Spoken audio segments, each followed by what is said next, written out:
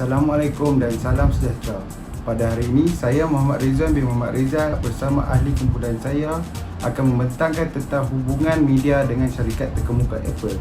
Hubungan media dalam arti kata lain merupakan cabang khusus kepada perhubungan awam.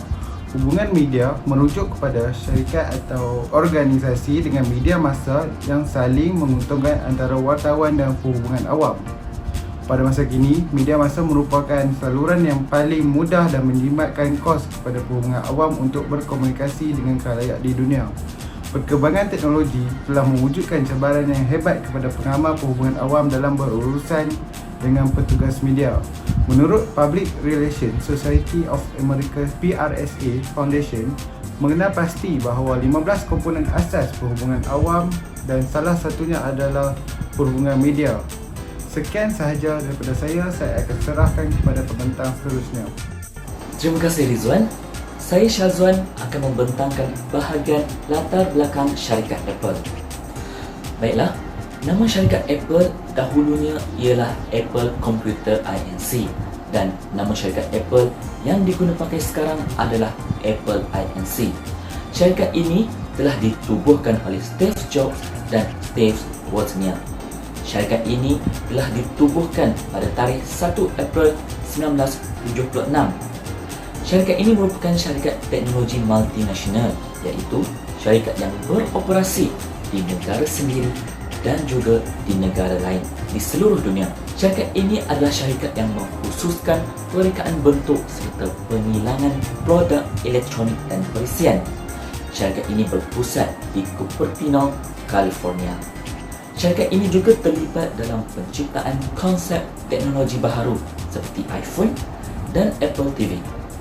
Syarikat ini terlibat dalam jualan secara atas talian untuk menjual perkakasan dan perisian daripada iTunes Store. Antara produk yang dikeluarkan oleh syarikat ini yang paling terkenal adalah MacBook, iPhone, iPad dan iPod. Syarikat ini mengendalikan 180 buah kedai jualan runcit di Amerika Syarikat, United Kingdom, Itali, Kanada dan juga Jepun. Sekian sahaja daripada saya akan serahkan kepada pembentang yang seterusnya. Terima kasih kepada saudara Syazwan di atas penerangannya.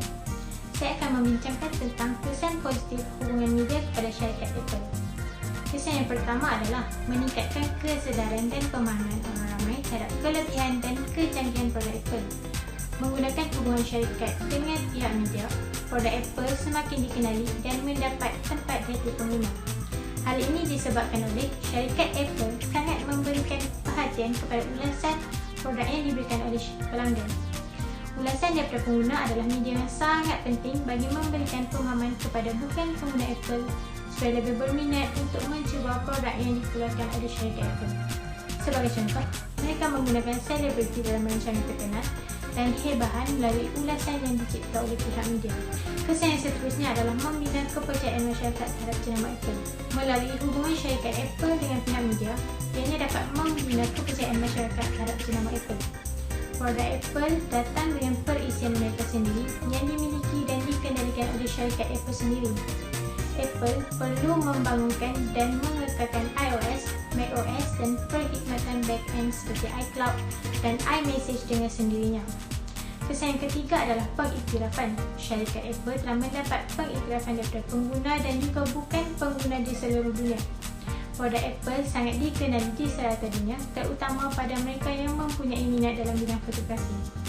Hal ini adalah kerana Apple mementingkan kualiti kamera pada setiap keluaran telefon pintar terbaru mereka. Apple juga telah berjaya membina reputasi sebagai jenama gaya hidup yang membenarkan mereka meletakkan harga premium namun masih mendapat sambutan oleh peminat. Kesan yang seterusnya adalah peningkatan kadar jualan produk.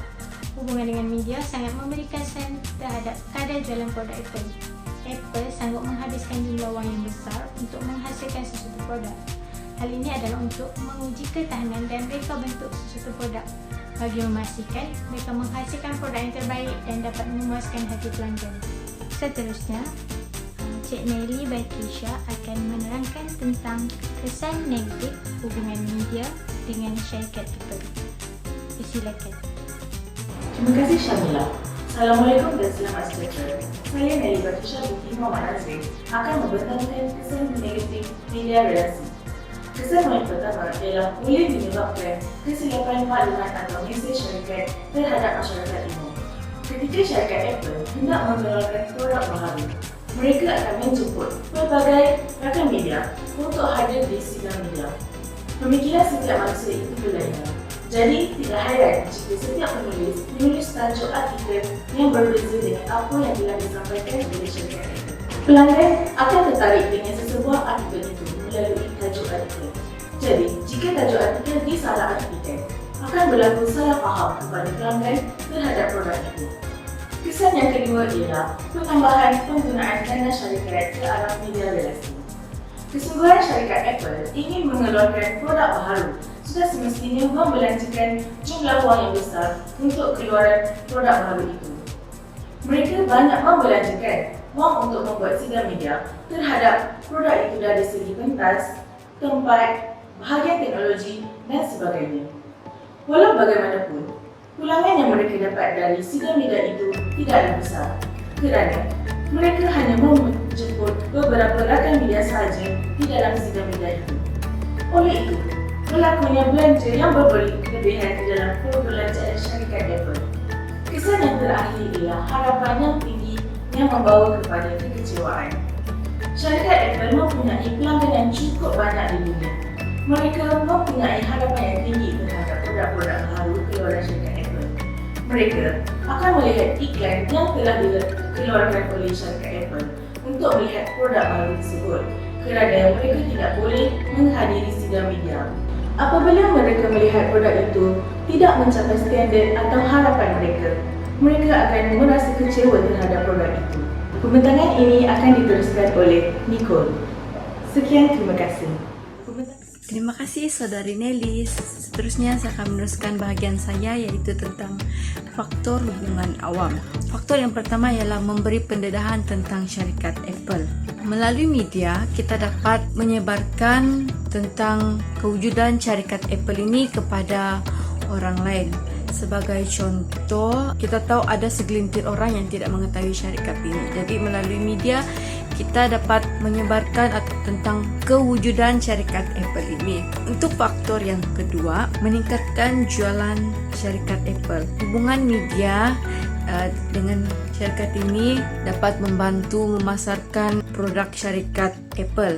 Apabila jualan produk Apple dipasarkan, ianya semakin mendapat permintaan daripada para pengguna Apple. Sebagai contohnya, telefon iPhone yang terkini, apabila ianya dipasarkan, sekaligus ia mendapat sambutan daripada orang ramai.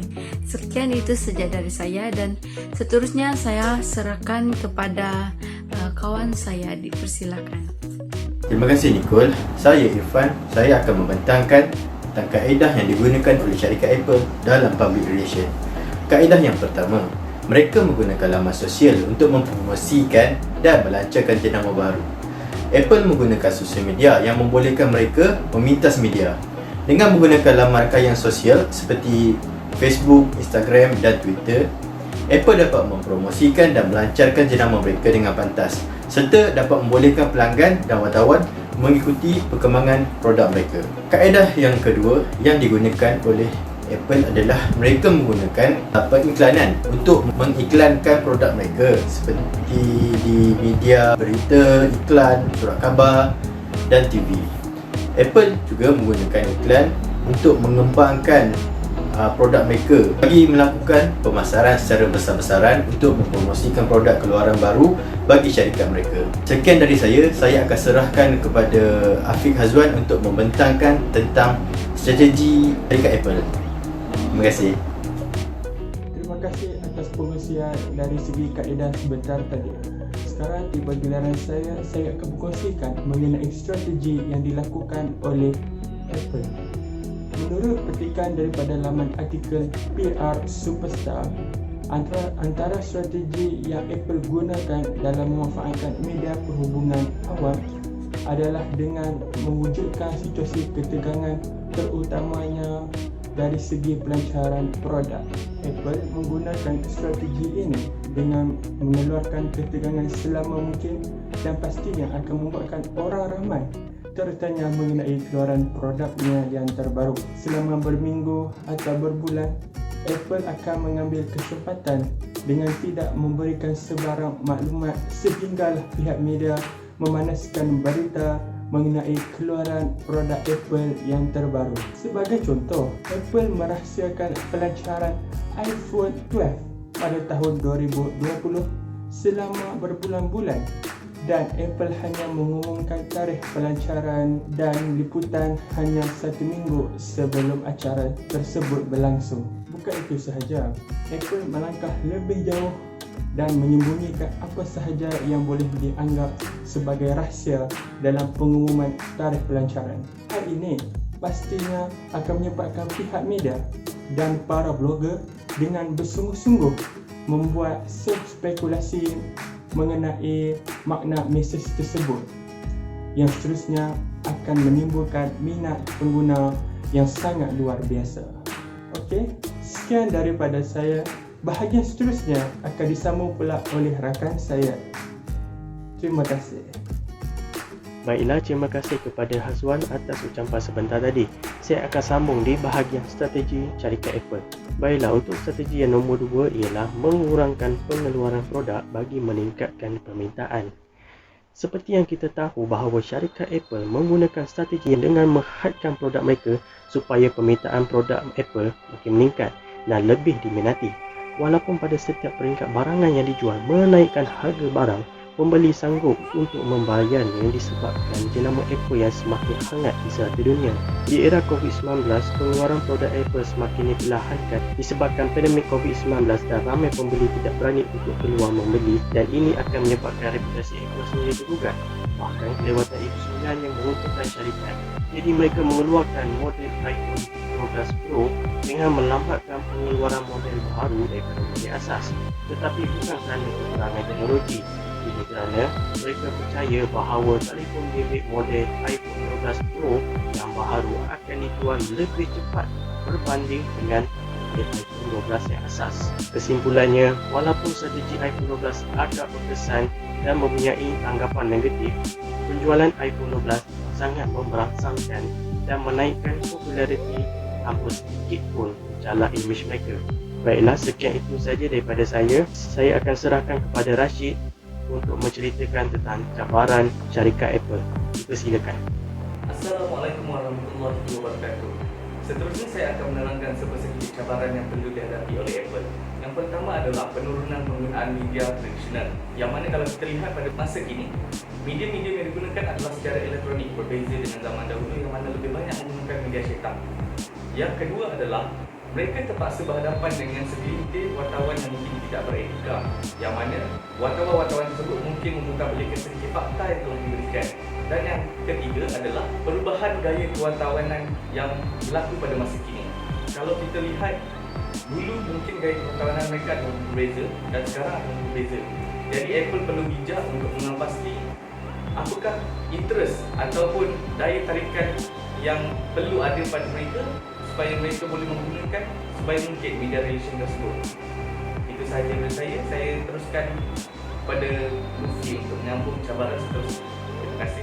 Assalamualaikum dan hai, nama saya Muhammad Lutfi Hadi bin Jafri dan hari ini saya akan menerangkan tentang cabaran yang dihadapi oleh syarikat Apple dalam perhubungan media.